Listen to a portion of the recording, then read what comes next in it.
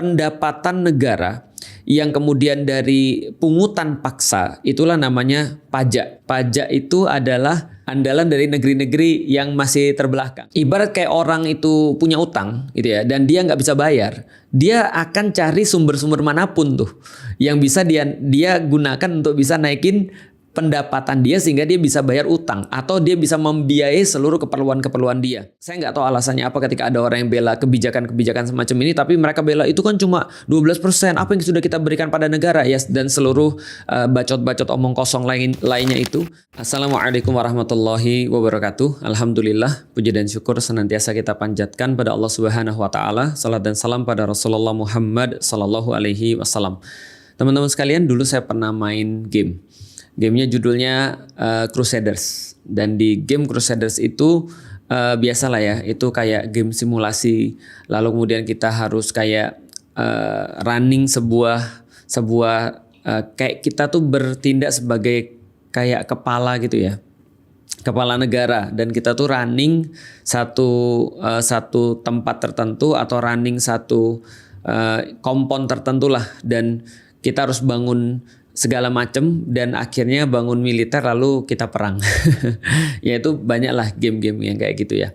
Yang menarik adalah teman-teman sekalian, kalau kita bahas sebagai sebuah landlord gitu ya, kita tuh punya banyak sekali pendapatan. Makanya game-game kayak gitu biasanya ada nyari sumber daya tuh, resources, dan biasanya di awal-awal dia berebut resources.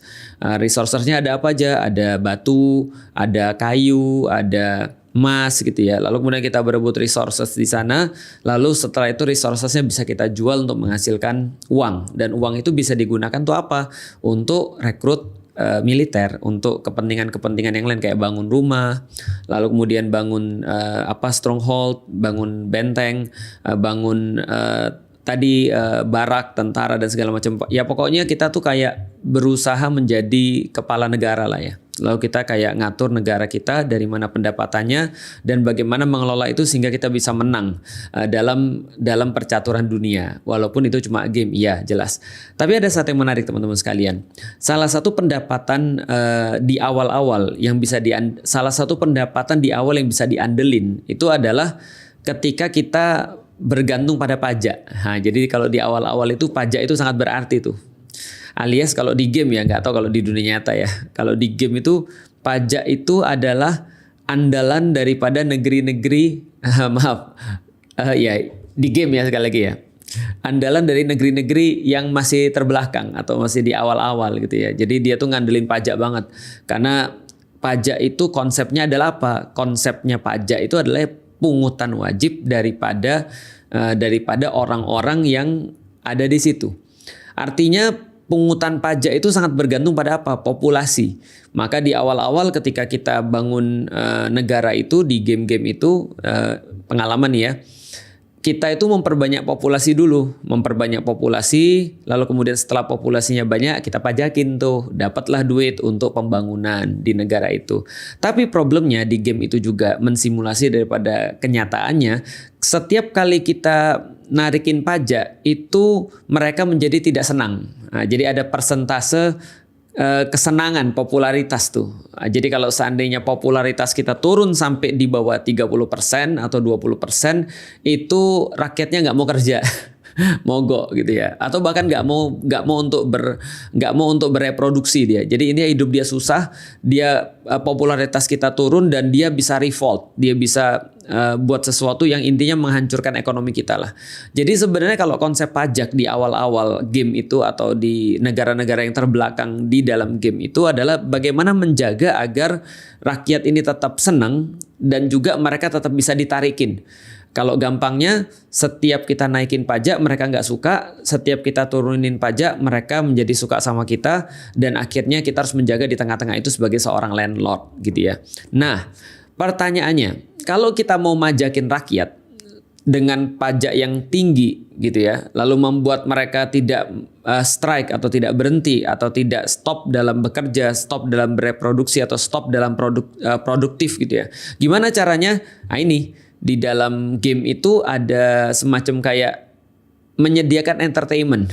Nah, entertainment di situ bisa jadi kita nyediain mereka hiburan-hiburan, bisa jadi kita menyediakan kepada mereka religiusitas mereka, karena di game itu juga kalau kita misalnya bangun tempat ibadah gitu, mereka jadi seneng tuh, dan ketika mereka seneng kita bisa naikin lagi pajaknya mereka. Intinya adalah segala sesuatu yang mengalihkan mereka daripada kesulitan-kesulitan mereka atau sesuatu nilai yang menurut mereka bisa mereka pegang ketika mereka dinaikin pajaknya. Itu di dalam game. Artinya di dalam game, kalau saya simpulkan, negara-negara yang baru berkembang di awal-awal itu atau negara-negara yang masih terbelakang dibandingkan dengan yang lain, mereka pasti mengandalkan pendapatan yang namanya pajak atau pungutan wajib itu, atau bisa dikatakan pungutan paksa itu. Dan ini adalah satu konsep yang umum di negara-negara yang ada di dunia di kenyataannya, bukan hanya di game, karena game kan cuma mensimulasi daripada negara-negara yang ada di kenyataannya. Jadi pendapatan negara yang kemudian dari pungutan paksa, itulah namanya pajak. Jadi seolah-olah seperti itu. Nah, problemnya adalah teman-teman sekalian, kalau saya barusan search tadi ya, ternyata pendapatan daripada pajak itu berbeda-beda. Misal ya, ada beberapa negara-negara yang mereka itu kalau kita lihat ini ya, beberapa data, ada beberapa negara yang benar-benar mengandalkan pendapatannya daripada pendapatan non pajak. Ada beberapa negara yang mengandalkan pendapatannya itu dari pendapatan pajak. Jadi kalau kita misalnya mengandaikan kalau negara ini ibarat sebuah rumah tangga, ya gampangnya gini lah. Rumah tangga itu kan bisa jalan kalau seandainya ada pendapatan, ada pemasukan untuk pengeluarannya, dan lebih bagus pendapatannya itu lebih besar daripada pengeluarannya. Lah kalau pendapatannya lebih kecil daripada pengeluarannya, maka ada beberapa strategi. Satu, meningkatkan pendapatan. Dua, mengurangi pengeluaran. Kalau nggak bisa juga berarti melibatkan pihak ketiga, yaitu adalah minjem gitu kan, minjem duit orang. Nah, negara juga sama sebenarnya.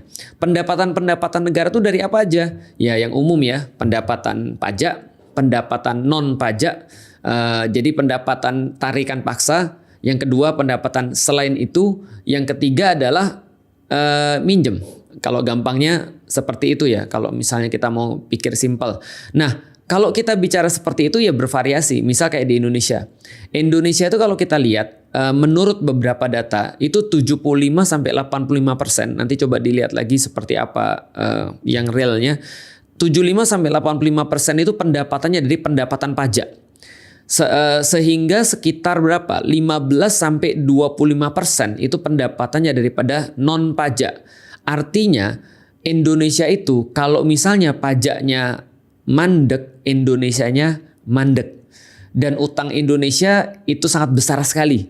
Karena Indonesia tuh udah sekarang utangnya lebih daripada 8.500 triliun gitu. Jadi bayangin aja ya, 8.500 triliun gitu. Jadi kalau dibagi ke 275 juta ya kita sudah bisa dapat per kepala berapa tuh nanggung utangnya, termasuk bayi-bayi yang baru lahir.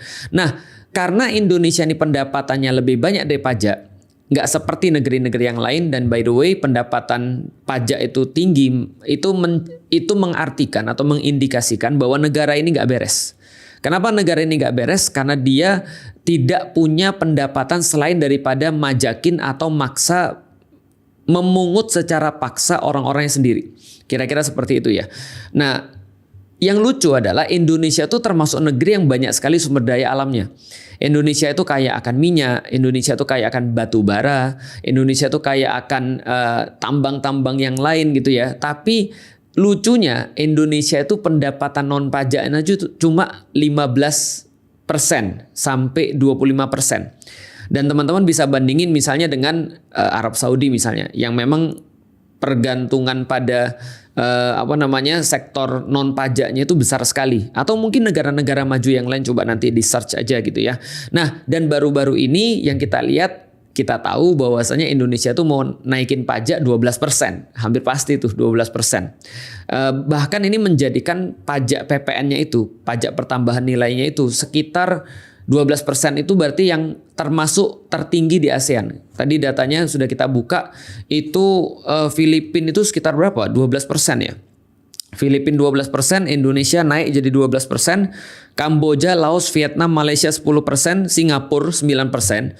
By the way, kita tambahin lagi, Coba bandingin pendapatan orang-orang Singapura sama pendapatan orang-orang Indonesia dan lihat sejauh apa, dan PPN-nya yet kita lebih besar daripada Singapura 3%. Timur Leste 2,5%, Thailand 7%. Nah, ini adalah yang kita bisa lihat. Mungkin orang-orang bilang itu kan cuma naik 1%, nah itu berarti nggak ngerti sama sekali tentang ekonomi. Dalam ekonomi 1% tuh pengaruh banget. Bahkan kalau kita lihat pertumbuhan ekonomi misalnya 5% dianggap sebagai sesuatu yang sehat. Misalnya kita nggak bahas tentang seperti apa benar atau salahnya, enggak, itu urusan orang-orang yang ahli lah. Tapi 5% itu kalau bisa turun dari 4% jadi 4%, itu cuma 1% juga, atau naik jadi 6% itu juga 1% juga. Tapi itu berimpact yang sangat besar sekali. PPN juga sama, meskipun dia naik cuma dalam tanda kutip 1%, itu menurut beberapa perhitungan teman-teman yang ahli itu naiknya realnya bukan 1% tapi 9%. Tapi kenyataan di lapangannya itu bisa lebih parah daripada 9% kenaikannya.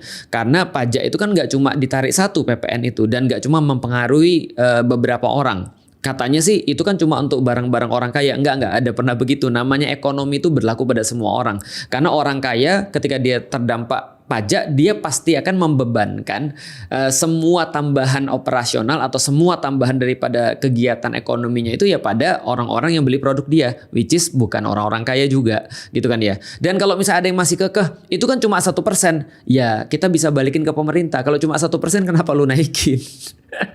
Kalau nggak berarti nggak akan diambil dong. Kalau nggak ada rasanya nggak akan dong dia mau naikin, gitu kan ya. Berarti pasti ada efeknya. Dan pemerintah saat ini ketika naikin pajak, pertama pendapatan terbanyaknya adalah dari pajak. Kedua, dia naikin pajak untuk orang-orang semuanya lewat PPN, itu berarti dia in need, dia lagi perlu. Ibarat kayak gini lah. Ibarat kayak orang itu punya utang gitu ya, dan dia nggak bisa bayar, dia akan cari sumber-sumber manapun tuh yang bisa dia gunakan untuk bisa naikin pendapatan dia sehingga dia bisa bayar utang atau dia bisa membiayai seluruh keperluan-keperluan dia. Nah, ini yang terjadi pada Indonesia ketika dia naikin pajak 12%. Nah, kalau kita lihat lalu pengaruhnya apa? Banyak banget. Karena namanya ekonomi itu ketika kita ketika kita men-trigger satu titik itu bisa berpengaruh di tempat-tempat yang lain. Kalau ada orang yang bilang enggak kok itu enggak pengaruh, yang sudah itu udah pengaruh banget. Dilihat aja, dan banyak akhirnya orang-orang nyesel ketika mereka mungkin saya nggak tahu alasannya apa ketika ada orang yang bela kebijakan-kebijakan semacam ini, tapi mereka bela itu kan cuma 12%, apa yang sudah kita berikan pada negara ya, dan seluruh bacot-bacot omong kosong lainnya itu, yang menurut saya ya akhirnya itu nggak terbukti secara fakta. Secara fakta kenaikan apapun itu sangat berpengaruh, walaupun cuma sedikit dalam tanda kutip, tapi tidak ada yang sedikit dalam perhitungan itu. Toh ketika mereka naikin 1% itu juga mereka mengharapkan dapat dari situ banyak. Belum lagi kenaikan ini dilakukan bukan ketika rakyat percaya dengan apa yang dilakukan dengan duit pajak itu.